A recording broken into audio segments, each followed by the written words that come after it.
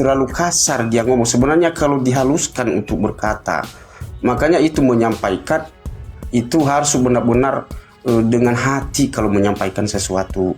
Jangan kasar, jangan menuduh doktrin-doktrin apa, bukan doktrin itu.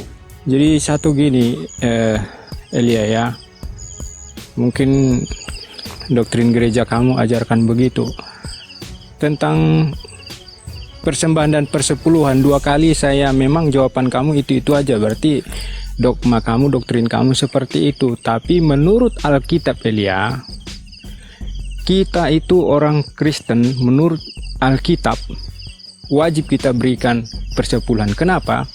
Persepuluhan itu diadakan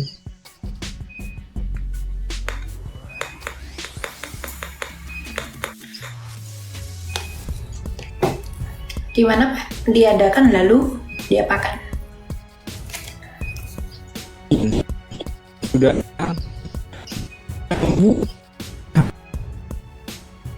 Atau ini suaranya yang jelas? Aku tebal atau gimana? saya sudah teriak-teriak dari sini. Kenapa enggak kedengaran? Jaringannya Pak merah. Belum itu, kedengaran Pak. kah? Jaringannya Pak merah itu merah. Oke, sudah mulai jelas. Silakan. Halo? Apa yang mau dikatakan? Oke. Jadi Elia, Alkitab itu tidak berdusta tentang pengajarannya. Ketika kita belajar dengan dituntun rohnya yang kudus, karena firman itu berasal dari yang kudus. Jadi Alkitab jelas katakan tentang persembahan dan persepuluhan. Kenapa? Satu, kenapa ada persepuluhan dan persembahan? Itu adalah membuktikan bahwa kesetiaan kita, kecintaan kita kepada Tuhan itu. Kemudian perpuluhan itu untuk apa? Untuk menjangkau jiwa-jiwa, ya, untuk menginjil. Bekal untuk para misionaris yang dikirim ke tempat-tempat yang belum mengenal siapa Yesus. Kemudian untuk membuat manusia itu tidak tamak, tidak serakah, bahwa miliknya itu bukan miliknya. Misalnya ini, harta saya itu bukan milik saya, itu milik Tuhan yang harus saya kembalikan. Itu pengujian dari Tuhan kepada manusia, kepada saya. Kemudian perpuluhan itu Elia, supaya manusia itu menerima kelimpahan berkat. Karena Tuhan katakan di Maliaki 3:10, ujilah aku, bukankah aku memberikan melimpahkan berkat dari tingkap-tingkap langit. Artinya Elia, orang kalau memberikan perpuluhan, berkatnya itu tidak akan berkelimpahan Tuhan kasih. Itu ingat, saudara Elia. Coba saya tantang kamu Elia, penghasilanmu 100.000, kamu kasih 10.000 ke organisasimu, ke gerejamu, pegang kata saya, kamu akan terberkati berlimpah sesuai dengan firman Tuhan. Jadi saya tegaskan, jangan coba-coba bilang perpuluhan itu lah inilah itu, kamu salah penegasannya. Kamu di sini sebagai dipakai Tuhan menginjil di media sosial ini, kamu harus belajar firman Tuhan, bukan dari diri kamu sendiri. Nggak boleh gitu. Nah, nyatakan firman Tuhan itu, kebenaran itu. Kemudian perpuluhan itu untuk membantu dan membantu di dalam pelayanan. Tidak serakah, bahwa menyatakan berkat rezeki atau uang, harta, kekayaan yang Tuhan berikan itu supaya saya tidak serakah, supaya saya ada roh memberi. Nah, kalau saya serakah, otomatis saya tidak akan ke sorga, mimpi saya. Nah, itu tujuannya Elia ya, tolong ya, kalaupun itu doktrin dogma kamu, tapi tetaplah menginjil dengan sesuai dengan Alkitab katakan.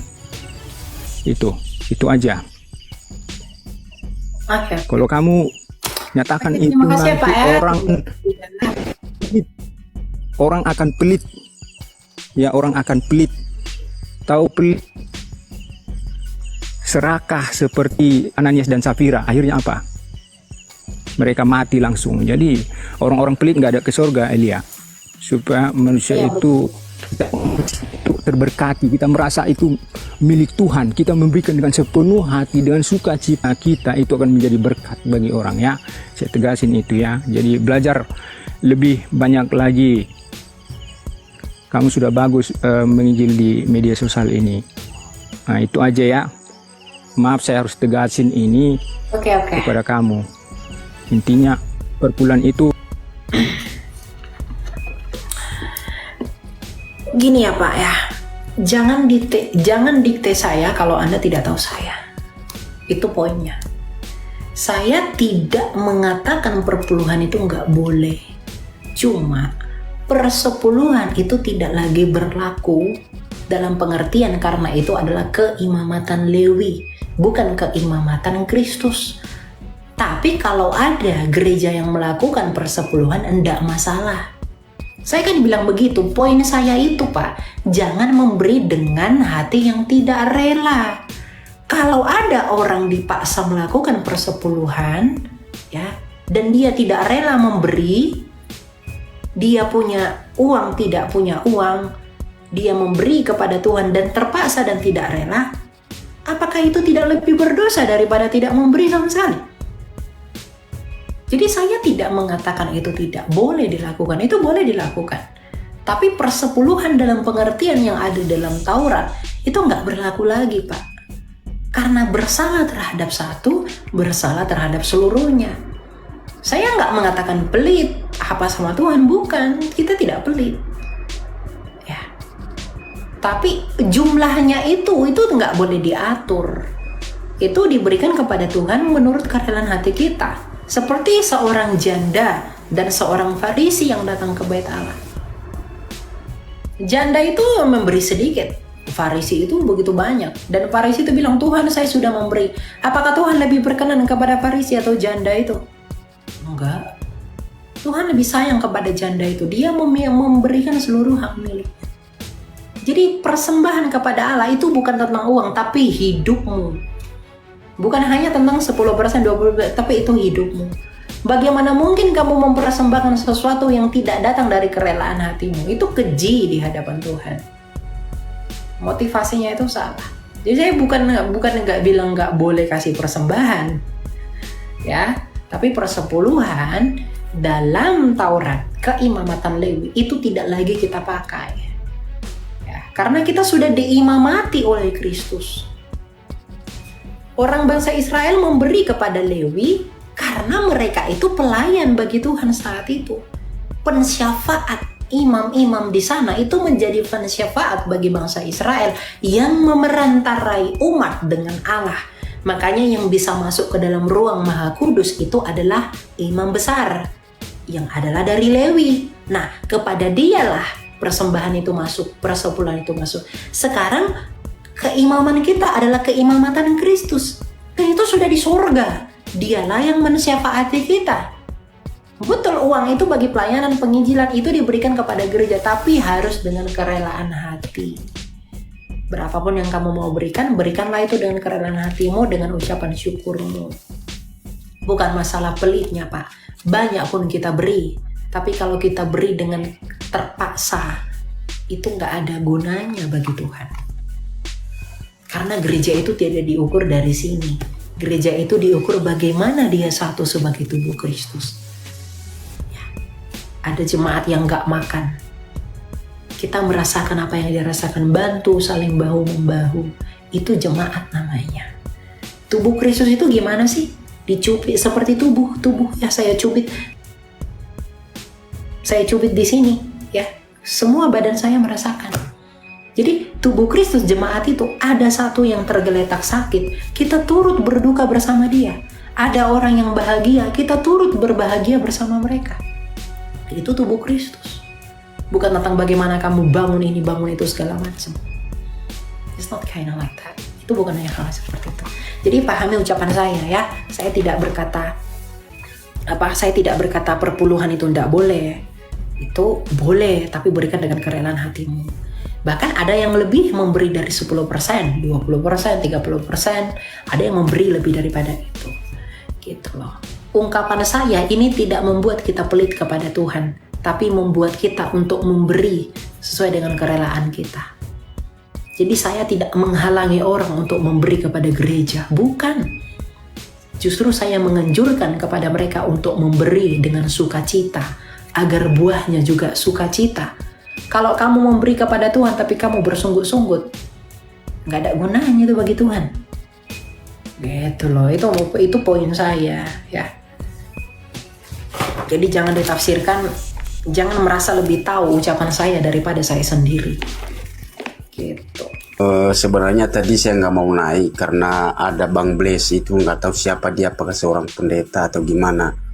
Jadi sebenarnya masalah perpuluhannya, saya dari gereja BNKP Depok, itu dari Nias, sekarang di Depok itu gerejanya. Jadi sebenarnya masalah perpuluhan di kita di BNKP nggak ada perpuluhan ya, cuman kita itu setiap bulannya siapapun yang bergerak iman ya, siapapun yang bergerak iman dari penghasilannya boleh, tidak ada paksaan, mau 1% pun sesuai dengan iman, itu berjalan dengan iman, tidak ada paksaan. Jadi mungkin dulu betul dulu juga saya masuk GBI memang ada perpuluhan, memang betul, tetapi sekarang di gereja kita yang namanya perpuluhan tidak ada dipaksakan, tetapi yang diutamakan adalah janji imannya ya, janji imannya. Makanya itu Pak Pendeta tadi itu, atau pendeta siapa sih dia, itu sebenarnya kalau perpuluhan itu dari literasinya tadi saya lihat keperluannya ya, kita tidak perlu bayangkan apa yang tidak keluar, Pak. Itu biar saja, tapi apa yang kita sampaikan itulah yang benar adanya gitu loh. Karena persepuluhan itu kan di dalam Mishpat, itu di dalam Torah nomor 425. Itu udah nggak berlaku. Iya betul. Itu udah selesai. Lukas 16 ayat 16. Hukum Taurat dan nubuatan kita para nabi itu berhenti sampai tampilnya Yohanes Pembaptis. Dan sejak saat itu kerajaan Allah diberitakan dan semua orang berusaha masuk untuk menggagahinya. Sudah selesai. Makanya Kristus sudah memakukan surat hutang di kayu salib atas dosa kita dan ketidaksanggupan kita atas kutuk hukum Taurat itu. Itu sudah selesai. Gitu loh. Jadi itu tidak berlaku lagi dalam pengertian hukum persepuluhan Taurat. Tapi kalau mau memang seperti yang Bapak katakan tadi, kasih 10% berapa dan tidak apa-apa, tapi yang penting menurut kerelaan hatinya. Mau apapun itu sebutannya, itu nggak masalah. Itu yang lebih betul sebenarnya itu. Janji imannya bukan dipaksakan harus. Soalnya di gereja yang no-name ada juga yang ngasih lebih dari 20. Benar itu kata Bang Elia, itu juga benar. Ada yang lebih dari 10%, ya 20%. Iya. Dan istilahnya. Tetapi itu kan janji imannya. Janji imannya bukan paksaan. Bahkan banyak yang no-name yang ngasih berapa puluh juta. Itu janji imannya. Ada juga yang ngasih ya sesuai dengan pendapatannya. Janji imannya itu selalu beralih ke janji iman, gerakan hati, itu gerakan hati. Ya, itu makanya apa tadi terlalu kasar dia ngomong. Sebenarnya kalau dihaluskan untuk berkata, makanya itu menyampaikan itu harus benar-benar dengan hati kalau menyampaikan sesuatu. Jangan kasar, jangan menuduh doktrin apa, bukan doktrin itu. Ya, soalnya saya nggak mau naik tadi Bang Elia, jadi mohon maaf kalau saya naik, jadi saya turun lagi. Salam. Shalom, thank you ya Pak. Kalau boleh itu Bapak itu dinaikin lagi itu Bapak itu, saya pingin sekali itu. Udah biarin saja Kak, saya nggak mau perpanjang Pak. Terlalu kasar, nggak bisa ngomong halus. Biarin, nggak apa-apa, diiniin aja ya, dimaklumin.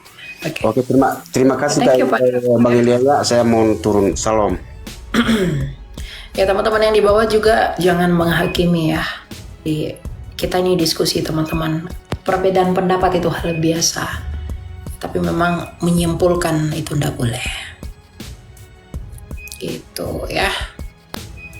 Ketika membaca Alkitab itu yang ceritanya tentang Salomo yang meminta untuk mengembalikan lagi roh Samuel tuh loh Kak. Tahu nggak?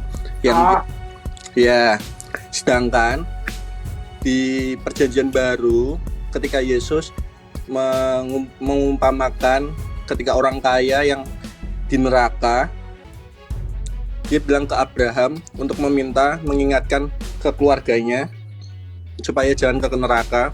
Tapi di sana Abraham bilang kalau sejauh jurang yang nggak tersampaikan lah dari surga ke bumi itu lah. Kenapa itu jadi kontradiksi ya Kak? Maksudnya dari yang Samuel ini bisa datang ke dunia, sedangkan kata Abraham sendiri di jauh antara surga dan bumi itu jauh gitu loh Kak. Itu sih maksudnya. Itu bukan Salomo ya, itu Saul. Oh, itu ya, Saul. Bukan Salomo. Ya, Saul memanggil arwah itu perbuatan dosa. Ya, makanya kalau kita lihat misalnya di dalam 1 Tawarik ya. 1 Tawarik 10. Bentar ya. Nah, 1 Tawarik 10 ayat 13 dikatakan begini. Demikianlah Saul mati karena ketidaksetiaannya kepada Tuhan, sebab ia tidak memelihara firman Tuhan dan juga bertanya kepada arwah untuk meminta petunjuk dan tidak meminta petunjuk Tuhan. Sebab itu Tuhan membunuh dia dan menyerahkan jabatan Raja Daud kepada anak Isai. Jadi, apa yang dilakukan Saul itu salah. Itu dosa. Makanya Tuhan membunuh dia karena dia tidak meminta petunjuk Tuhan. Dan yang dia panggil itu bukan benaran roh Samuel. Itu roh para penenung, roh-roh arwah. Itu tidak kontradiksi, bro. Jadi kalau baca Alkitab itu kita harus baca secara penuh. Yang dilakukan Saul itu konsekuensinya apa? Nah, ternyata di dalam 1 Tawarik 10 ayat 13 dan 14 Tuhan membunuh Saul. Kenapa? Karena dia meminta petunjuk kepada arwah-arwah yang memang itu bukan Samuel. Dia mengandalkan penenung. Kalau kita lihat di dalam Imamat 20 Imamat 20 ayat 6 dikatakan begini. Ya, ini hukum kudusnya umat Tuhan. Dikatakan bahwa orang yang berpaling kepada arwah atau roh-roh peramal berzina dengan bertanya kepada mereka, aku sendiri akan menghadapi orang itu dan melenyapkan dia dari tengah-tengah bangsanya. Jadi ketika Raja Saul melakukan itu, maka Tuhan melenyapkan dia. Jadi itu perbuatan yang salah. Itu bukan perbuatan yang berkenan di hadapan Allah. Oh. Jadi itu tidak kontradiksi dengan perumpamaan orang kaya dan Raja Amos. Berarti memang benar ya arwah orang yang sudah meninggal itu memang nggak bisa sampai ke dunia ya Kak ya? Oh nggak boleh, nggak bisa. Nah kalau misalnya yang penampakan Bunda Maria atau penampakan Yesus Kristus atau terang yang itu gimana ya Kak? Maksudnya apakah itu apa ya, kita mengimaninya sebagai apa gitu Kak? Itu kita mengimaninya sebagai penampakan Tuhan, itu nggak masalah. Yang masalah itu bertanya kepada peramal-peramal, meyakini roh itu mendatangkan kebenaran, itu salah. Itu pasti salah. Bertanya, meminta ini, meminta itu salah. Tapi kalau Tuhan aja menampakkan dirinya kok kepada bangsa Israel dalam apa? Tiang awan.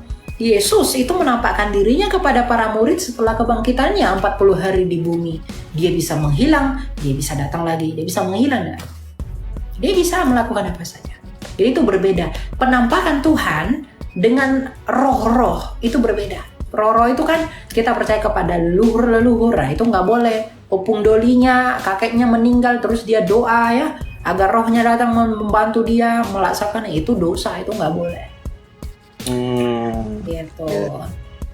Oke Kak Elia, makasih.